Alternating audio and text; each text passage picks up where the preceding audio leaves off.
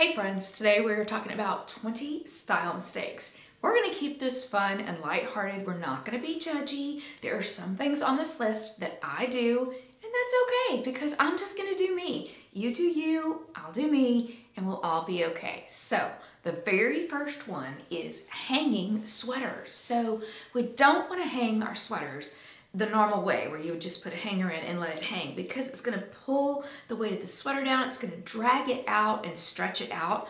To fold the sweater and then loop it through the hanger and hang it like that so the full weight of the sweater isn't being pulled down. Number two is one that I am very much guilty of, and that is washing my jeans too often. You know, they say that you should only wash them not every 9 to 10 times, which I just can't do it. I just can't. Yeah, I usually wash my jeans almost every time. Is that bad? How often do you wash your jeans? Let me know in the comments below. Number three is forgetting to remove the tacking stitch that's on the back of a blazer or the back of a skirt. We don't want to forget to do that. It's one of those things where it's so easy to just let it slip your mind, but just one little snip, pull the strings through, and you've got that vent that can fly open. These next two sort of go hand in hand. They're quite similar. The first one is wearing too much fragrance, too much perfume. You know, more isn't always better. It can be overwhelming if our fragrance is a very strong one. To follow up with that is too much makeup. More is not always necessarily better. This is coming from somebody who loves makeup. So I'm not saying no makeup. I'm saying keep it balanced with how much we wear. Wearing the wrong size clothing is a huge style mistake. And I will just say this because I'm petite and sometimes things don't fit me just straight off the rack. Sometimes they do, sometimes they don't. But just keep this sort of as a rule of thumb. If it doesn't fit you straight off the rack and you do not have any intention of taking it to be tailored or altered, don't buy it. Don't buy it, because it's either gonna A, sit in your closet, or B, look frumpy and sloppy. So what you're seeing here, these red sweater pants, I actually ordered for myself. They are part of a set. Well, they don't come together, you buy them separately, with this sweater that I have on. I thought that is so cute, so cozy looking, and those pants are so comfortable. Well, they're about this much too long on me. And so I need to decide whether or not I'm gonna send them back or I'm gonna take them to be altered. Wearing too many logos at one time is really, it's just sort of tacky. I'm gonna say that, it's just sort of tacky. So here you see I'm sharing, I've got the Valentino belt, I've got the Chanel earrings, I've got the Louis Vuitton purse. It's just a lot. We don't need like all these logos everywhere. Generally, what I try to do is to pick, if I'm gonna wear a logo, I'm gonna have just one logo. If I'm gonna wear a Valentino belt, great. I'm gonna carry a bag that doesn't have logos all over it. Or if I'm gonna wear the Chanel earrings, I'm not gonna wear the big Valentino belt. I'm just gonna try to keep it down to one logo. It's just overbearing when we have when we have like 3 or 4 logos going on. It's like, ooh, okay. Pilling on a sweater or sweatshirt. It's so easy to remove that pilling if you have a sweater shaver. Now this is one that I got from Amazon, very inexpensive. It is run with a battery. And so really I just take my item and I just run it across the sweater or sweatshirt and it removes the pilling. Then it has this compartment that you can just pull down and just dump it all in the trash. It's so easy, it's so simple, and it's just one of those things that we just need to take the time to do if you do find that you have a sweater or sweatshirt that's pilling. We're halfway through our list of style mistakes, and so I just wanted to take a minute to say thanks for being here. Tap that subscribe button if you haven't already. That way you never miss a video. And just wanted to tell you to stay tuned till the end because I have a little surprise. I've invited somebody to come on and talk with us just for a minute about navigating through the holidays when it's not really a great season for you. Maybe you've suffered a recent loss, maybe you struggle with anxiety, maybe, who knows what the reason is, but sometimes the holidays are hard. They're not necessarily happy for everybody. And so if that's where you are, or that's where maybe a loved one is, I invite you to stay tuned to the end and listen to some of the advice that we get on how to navigate through the holidays with that in mind. Scratched sunglasses, that's just tacky. We need to take care of our sunglasses. And look, if you're a person that really is not gonna take the time to put them in the case and put them in your purse and all that, just get inexpensive sunglasses. That way you can replace them whenever you want. It's not a big deal. But looking at someone who has sunglasses, which typically is a very chic look, it just ruins it when they're just all scratched up like that. So let's take care of our sunnies or replace them often. Leaving the house with wrinkled clothes is another style mistake, and it's so easy to fix if you have a steamer. Now, some items do have to be ironed. When I have like collars that I need to be really, you know, just crisp, I will take the iron out.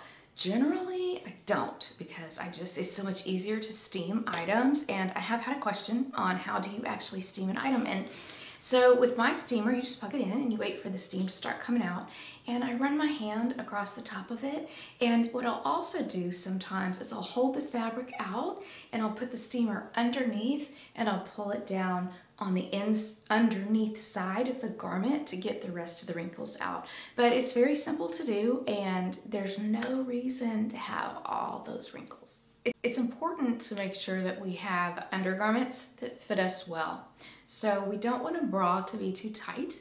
We don't want it to be too loose. We want it to fit just right. Same with panties. And we don't want to have the VPLs, the visible panty lines. And when I say that, don't let the first thing that comes to your mind is, well, I'm not wearing a thong. You don't have to wear a thong. If you want to wear a thong, you can wear a thong. But I don't wear thongs. I just wear a type of panty that you can't see the panty line. My favorite is by Soma, and it's called Vanishing Panties, and you can't see panty lines. It is wonderful. I will leave it definitely linked below so you can check it out. I personally, and this is just a personal preference, I choose to wear a nude color bra and panty because then you can't see them through any garments, particularly white. But you can get whatever color you like. But for me, that's just always safe. So I always choose a nude if that is an option.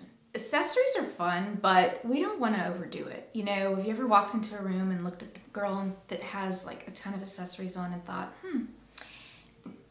just a little bit less would have been good.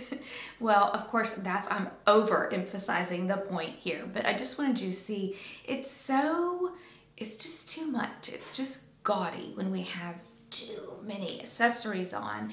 But let me show you this too. I'm also showing the same, well, it's actually the sweater, the same look with 0 accessories. Some accessories are good. We don't have to just have a blank, no earrings, no watch, no rings, no nothing. Some is really pretty, but too much is too much. Showing too much skin is just tacky. We do not want to be that way. We do not want to show too much skin. Even when you have a wonderful body, a beautiful body, you can show skin, but it doesn't have to be like, you know, wouldn't want my kids to look, you know, that kind of thing. So just be really careful. And I actually have a funny story about showing too much skin. So let's just get comfortable for a minute.